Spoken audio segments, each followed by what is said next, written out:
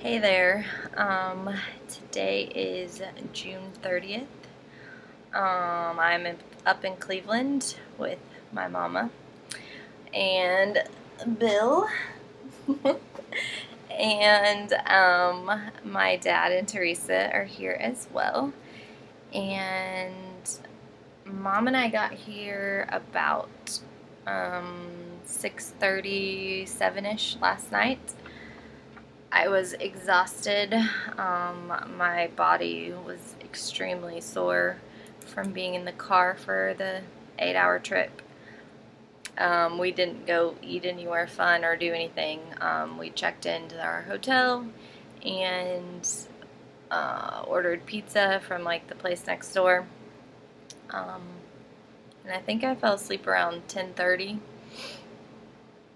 After that, um, Bill's flight got in a little after midnight in Akron, and so we went or I met him whenever he got here.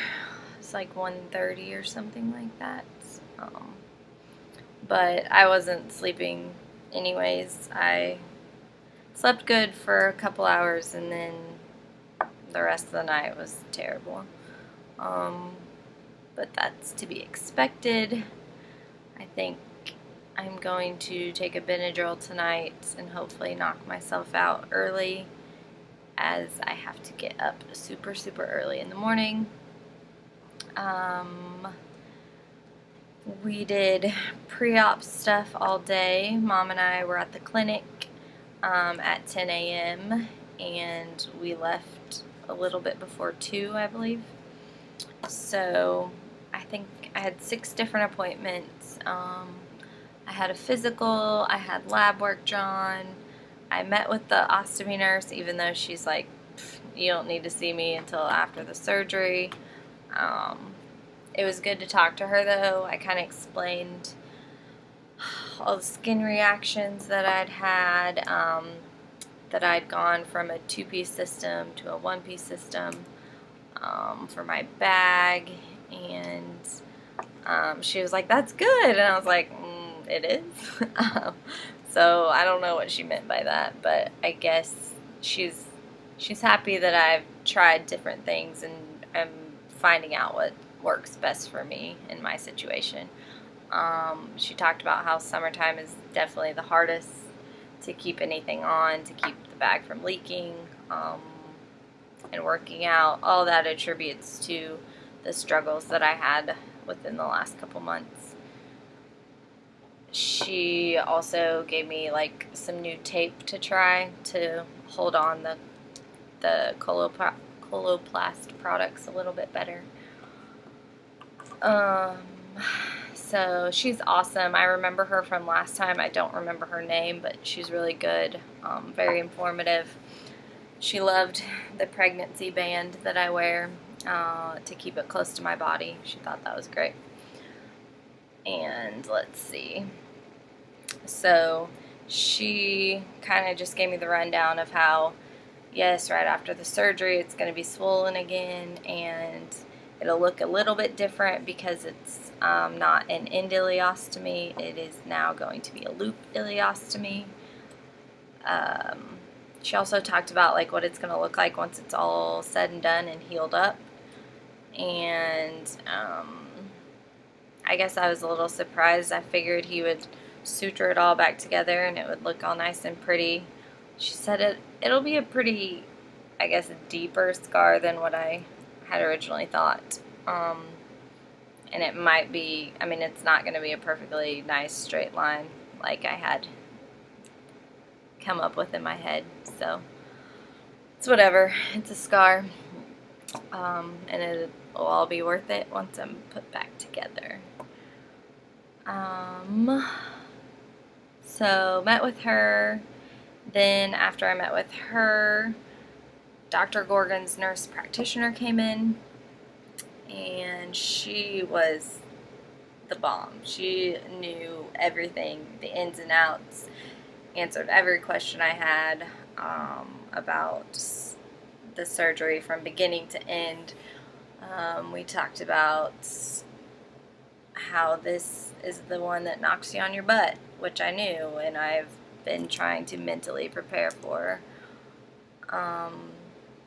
And we talked about how the first time you come in, you just want to feel better. So you'll do whatever it takes for him to make you feel better. And now that I feel better, now I have that mentality of I'll do whatever it takes to make sure these next 2 surgeries go well and that I heal well, to get the outcome that I want, which is no bag. So she went over everything step by step, pretty much gave me a lot of peace of mind that I needed. She said the Cleveland Clinic as a whole has an 96% success rate for the type of surgeries that I'm having. I'll take it. That's awesome odds. You really can't beat that, actually, when it comes to the human body and surgical procedures. So that's awesome.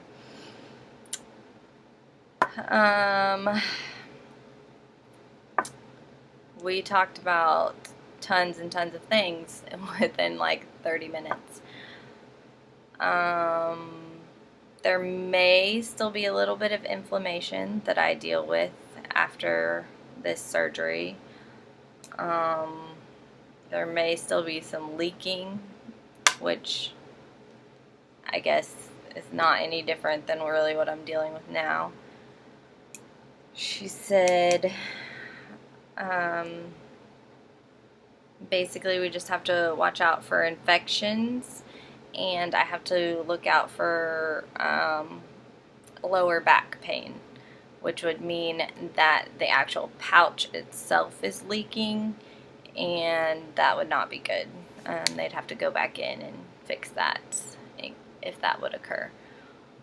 She said slim to none on those kind of odds of that happening, but just to be aware if my back does start to hurt, which completely freaked me out because I did have all that crazy lower back pain with the first surgery.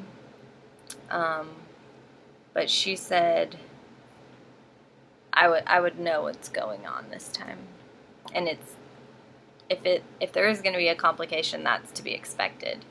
The lower back pain after the first surgery was not to be expected, and it was basically all because of that tube. What else did we talk about? She said that I will have that JP drain, which will be in my lower abdomen, and that's just to drain all the fluid that is produced and settling around that pouch. She said they would remove that right before I go home, probably the day before, unless it's like mass producing, and then she said they would leave it in and probably have someone like Dr. Pollock or a surgeon in Knoxville take that out for me if I need to go home with it. I don't anticipate that happening. Other than that, I really technically wasn't supposed to meet with Dr. Gorgon today. They were just going to have another surgeon go over all the consent stuff with me. But I think they could feel my anxiety and just nervousness about everything, and how I still had some joint pain. So she said she would page him and have him come chat with me and make sure that everything was a go. He came in all smiles as usual. He always looks so happy. I'm like, how are you happy with what you do all day? But he was great, and he thinks that all of the joint pain will subside once I'm done. Or really after this surgery, he expects that joint pain to go away. Since I never had it really before the surgeries, he thinks it's all due to that rectal stump. So I'm hoping he's right. If not, I can deal with joint pain. I don't want to deal with the rest of this any longer than I have to. So, when I talked to the nurse practitioner, we discussed how this is the surgery that could possibly affect my fertility. She said some people go on to get pregnant, like, no problems, just fine on their own. And she said that some people end up needing some sort of assistance, which I would assume would mean like a shot like Clomid or I don't know. I'd hope it wouldn't have to go as far as like in vitro or something like that. So when Dr. Gorgon comes in, I reminded him that somewhere down the line I would like to have kids. And he's like, oh yes, of course, of course. I said, so be careful with the girly parts. And he just laughed and said, okay.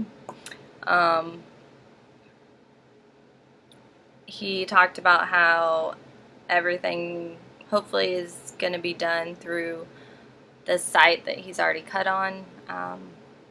If not, he may have to do another small incision around my pelvic bone. And if it gets really bad in there, which he said has only happened twice, he'll do an incision from my belly button down to my pelvis. He's like the coolest doctor ever, though, because he's like, well, we said, well, we know that's not going to happen because you're good. And he's like, well, yes, I am good, but he's like, I'm also humble, which you don't hear surgeons say very often. That makes him pretty awesome in my book. So yeah, I guess I look forward to seeing him bright and early in the morning. We have to be at the Cleveland Clinic at 5. Then surgery is probably somewhere around 7:30. They anticipate 3 to 4 hours in the OR. So I'll probably be in my room by early afternoon if I wake up in an appropriate manner. Other than that, I'm just ready. I'm ready. It's one step closer to being closed up. So, they told me that after 4 p.m. I had to do clear liquids until midnight, and then after midnight I can't have anything to eat or drink. So Mom and I left the clinic. We came back to the hotel. We, got in Bill's rental car and went and ate at this awesome little restaurant downtown. It was called Urban Farmer. I thought I wanted a steak, and then I got there and I realized maybe I'll just go for a hamburger. But it was delicious, and now I am going to try and not think about food until, I won't feel like eating tomorrow, but the next day I'll be very, very hungry. So, my dad and Teresa got here, I don't know, around 5-ish, and they will be at the hospital with us in the morning and probably spend most of the day hanging out. Right now I have to go take a shower with this cleanser that I'm supposed to leave on my body for 2 minutes, and then I'm supposed to shower with it again in the morning, which means I have to get up at like 3:30 or something ridiculous like that.